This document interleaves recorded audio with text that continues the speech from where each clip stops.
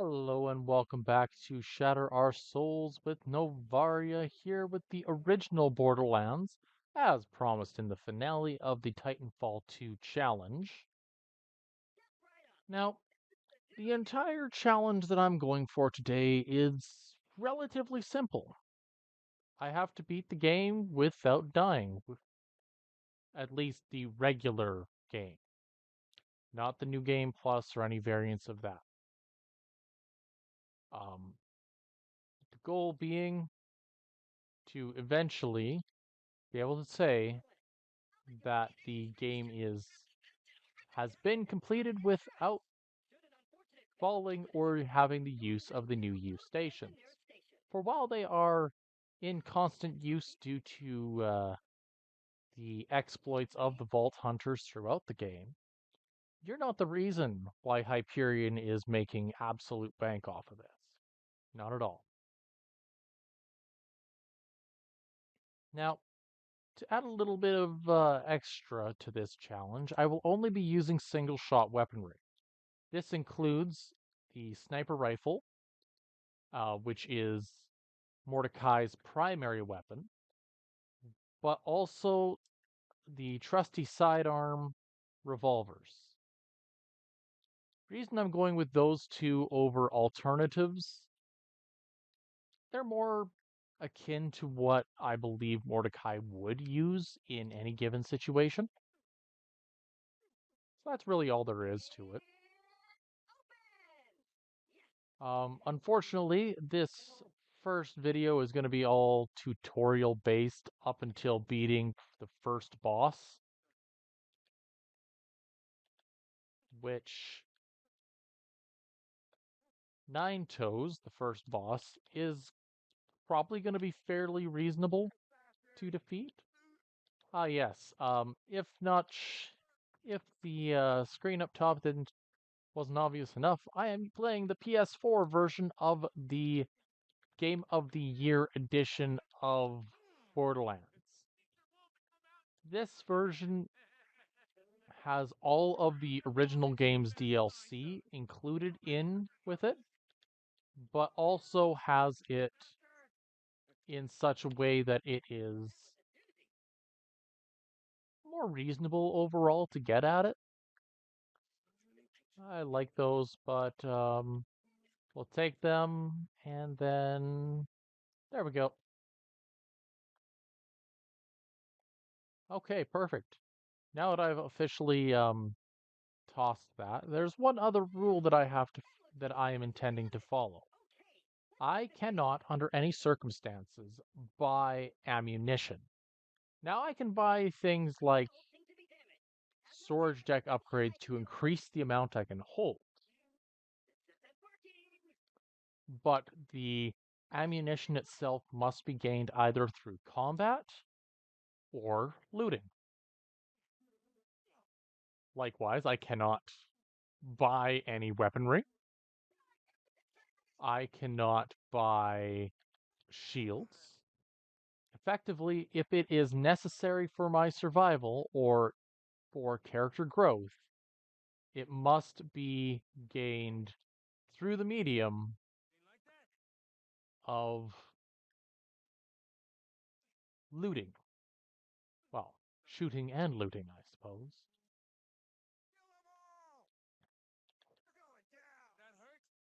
This guy's oblivious. And I've been told that these raiders have some nasty headaches, so we're just gonna help them cool off a little bit. Yeah, okay, okay. Can I please just thank you? Oh my.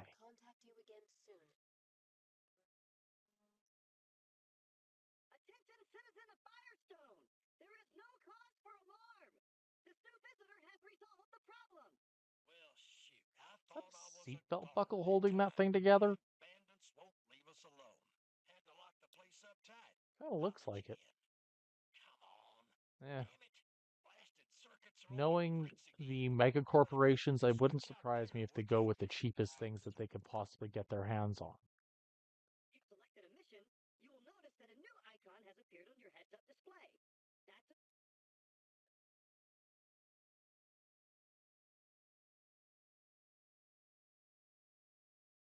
Can I just not? So, Dr. Z.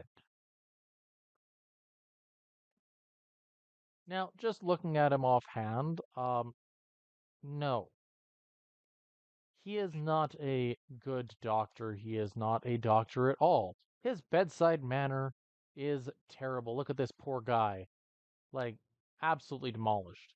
And then, of course, there's the fact that he has alcohol on the table with him and a bin of severed limbs. This guy is very much not a good doctor. Maybe a good fashion star, but not a doctor. Um, all things considered, though, it is going to be in my best interest to keep him happy, simply because our good Dr. Zed is probably going to be one of the higher interest characters to keep up with, as he is responsible for the dispersion of medical kits and med packs, which, well, technically I'm not going to use at all, but theoretically it's there for me to use.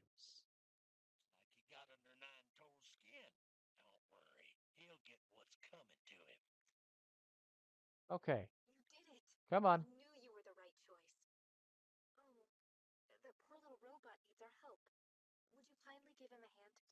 Hmm. I never realized that the toolboxes were made by Doll.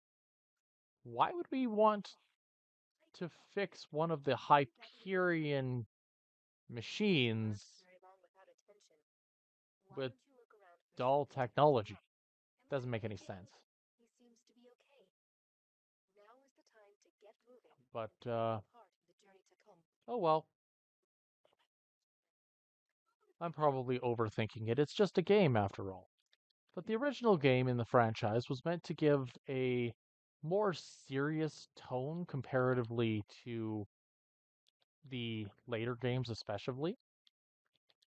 Um, with the first one being more about these big ultra companies and their governments associated with them and their associated militaries all getting back or all being involved in a war and a race to find ancient alien technology, which, cool. That sounds decent. It sounds like a good premise.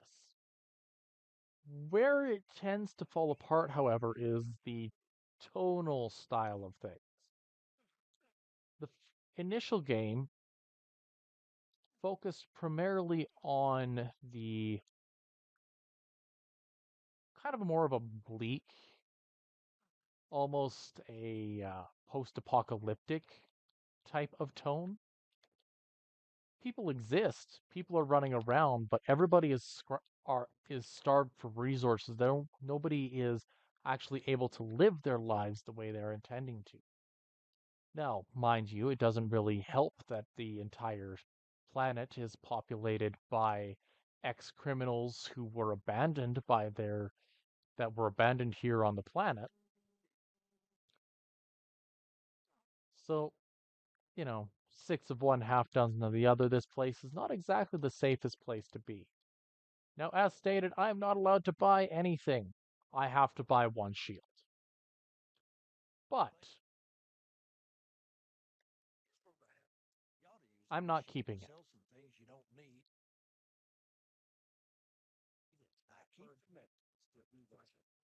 I don't want to have the shield because I believe that the shield itself is going to be more. I find that actually finding my own shield is going to be the best route to go down.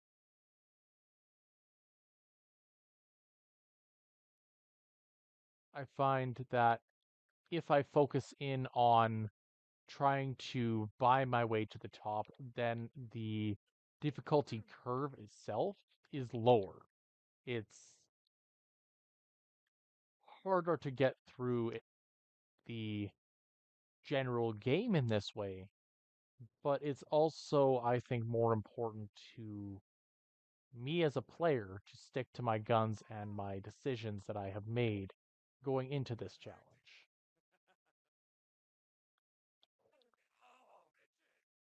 So far, so good. I will also be avoiding the use of any grenades, which means no transfusions, which for some might be a question of why would you ignore a good transfusion grenade? And my answer is going to stay the same because they're cheap. Yeah, oh no, I'm in trouble. I'm going to throw a grenade at my opponent and see if how much health I get back out of him. There's nothing wrong with it, but there's nothing that really I don't feel like it's quite in the spirit of a challenge run. But I don't know. It's kind of a questionable decision on my part. What I can say for certain is that this challenge has been a long time in the making for me. I was actually originally planning for this challenge to be the one that debuted the channel. Reason it didn't was because I've attempted this challenge approximately 15, 16 times over the last 2 years. The challenge itself is not necessarily complex. It's fairly simple, just do what the get from A to B to C to D, defeat the final boss, give myself a high five, a pat on the back, and off we go. The problem is everything in between. Because of how Borderlands has been designed from the ground up to be a consistent growth, consistent challenge type of game, any small mistakes, be it just even in character placement while I'm trying to get HP or ammunition, all have a very diverse effect on the end result of the mission, of my challenge. Which is to say, if I mess up, it's going to instantly ruin my day. As shooters are not known for their leniency in mistakes.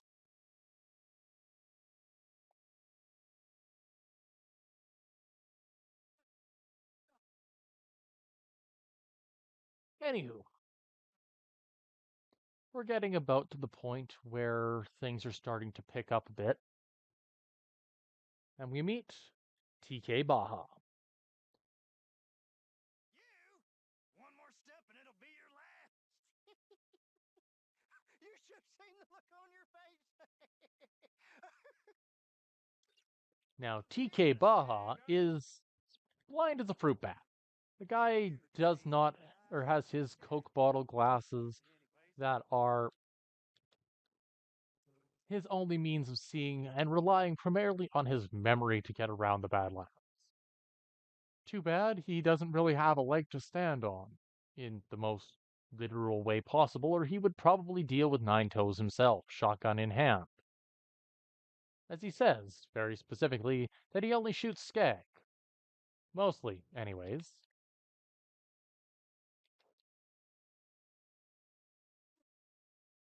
Well,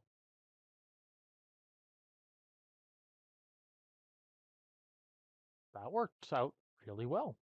Not sure why I'm still using this one, because we got the plywood sniper.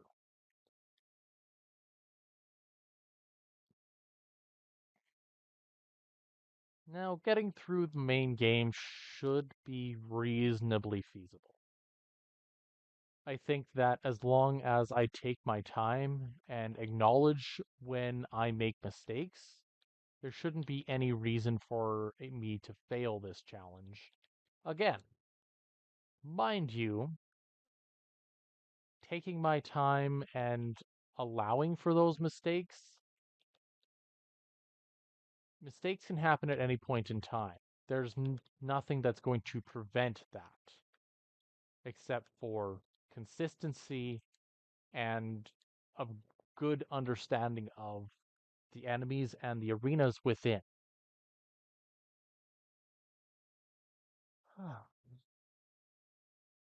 All in all, practice makes perfect. Now, unfortunately, because of the nature of the challenge, I am going to be using any and all sneaky tactics I can to beat every boss without too much of an issue. Because at the end of the day, I'm not playing against other people. I'm not playing a game where fairness has to be a consideration. I want something concrete and consistent, something that I could replicate time and time again in order to achieve the results I'm after.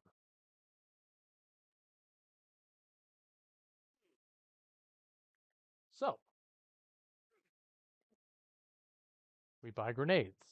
Now, I consider this particular upgrade a storage deck upgrade, not a I consider that particular buy a storage deck upgrade because up until that moment, there is no means of getting grenades. And even then, it's really kind of not worth the hassle to fight with the potential problem there.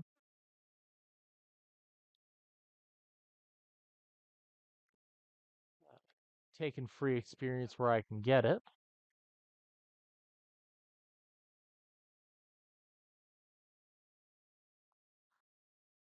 And we're going to go take down Nine Toes.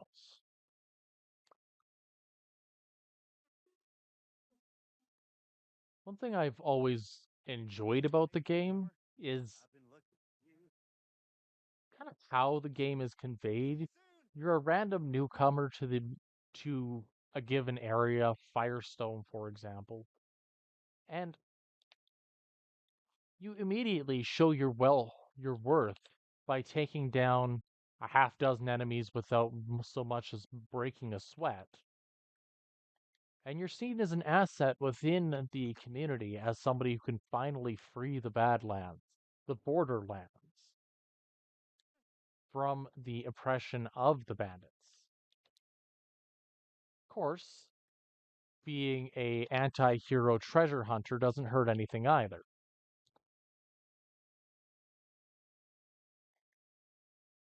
See, everything you get to do is typically self-serving.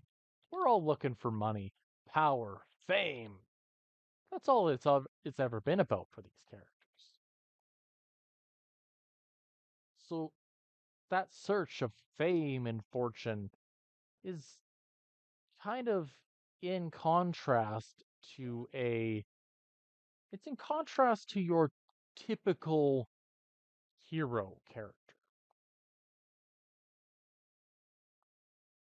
Huh. Okay. Which I personally like. There's only so much of the goody two shoes type mentality characters that I can get behind. At least this feels somewhat more realistic. Your characters are just there for their own ends. That's it, that's all. Anything else that happens that leads to the betterment of society is completely and utterly coincidental.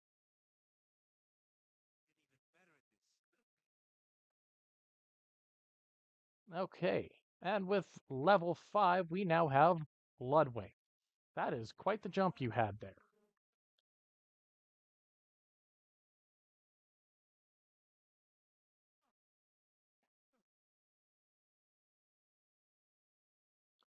Bloodwing homes in on enemies at close range, which is fantastic. The homing ability of Bloodwing means that you don't necessarily need a direct line of sight with your enemy in order to defeat it. However, you kind of do. Bloodwing will attack an enemy once it is within sight, but will not attack enemies outside a specific range. And unless you do lock eyes with your opponents, it won't do anything.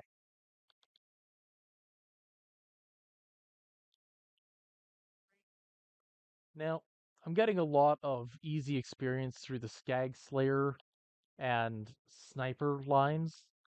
Basically, as you get more KOs on specific enemy types and with specific weapons, each character can get a bonus batch of experience to give them a real or a huge boost forward in a as a means of enabling you to get further into the game without grinding all the time.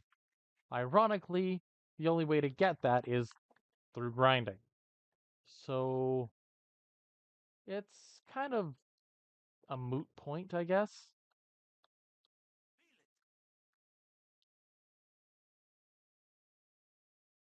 We are going to fight the first boss without a shield. I feel like this is a very bad idea. Oh well, I missed.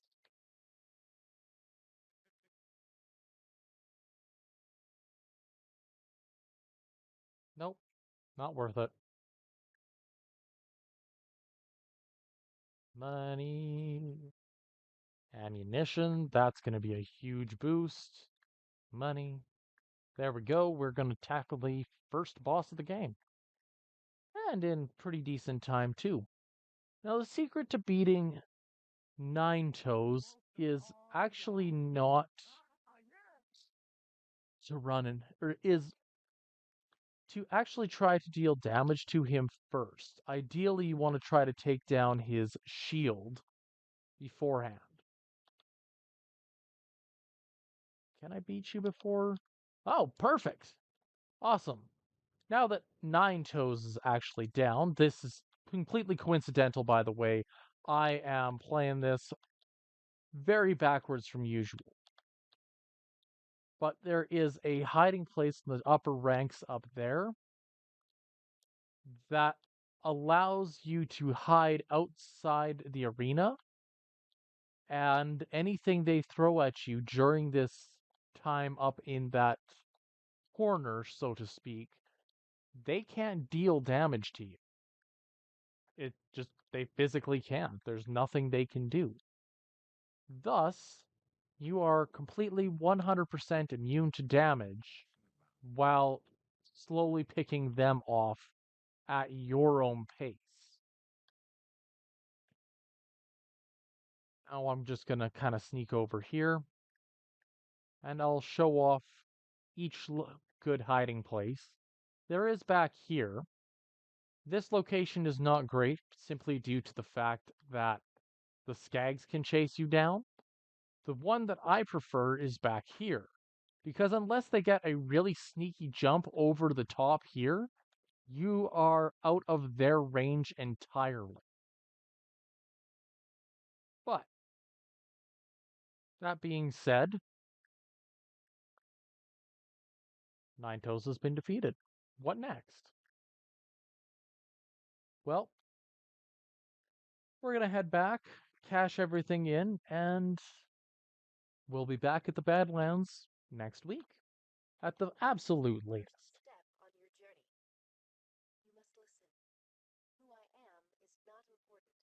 The first thing you must know, the vault is real. People will mislead you. They will try Perfect. to use you and not be swayed in your purpose. The vault is here, and we will find it. This world is full of dangers. Okay, that felt good. And go. We've gotten to the point where the first batch of enemies are pretty much worthless to fight.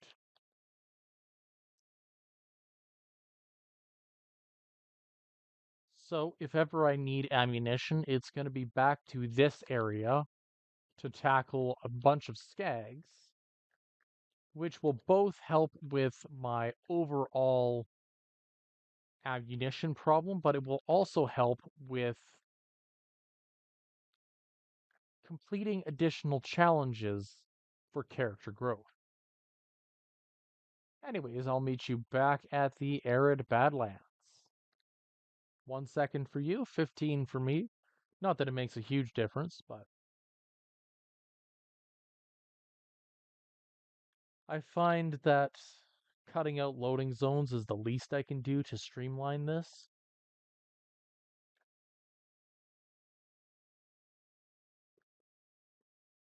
Okay.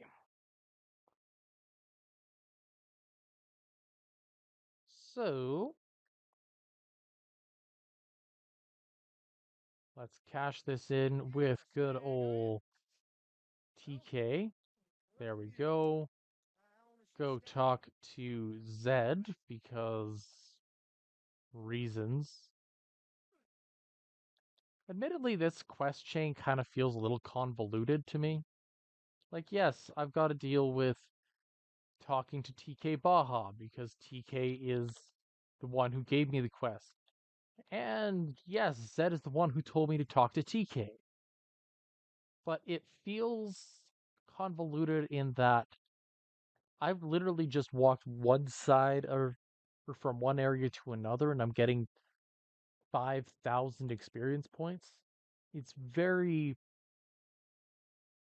almost too quick for comfort.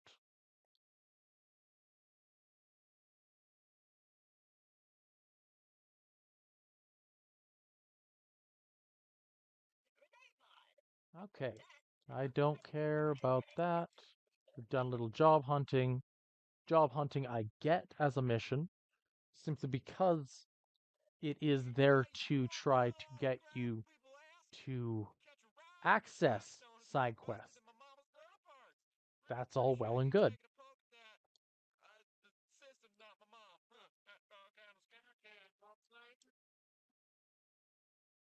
Okay, so the catch a ride has been destroyed, and we need that for the next to access the second half of the Badlands. Which means next time on our Borderlands challenge, we're going to be tackling a series of side quests for TK Baja and taking down Bonehead. Overall, I think we're in good hands. Smells like off-world. How do you get our planet? Awesome. Anybody. Gonna upgrade Bloodwing so that Bloodwing has access to a healing ability in the near future.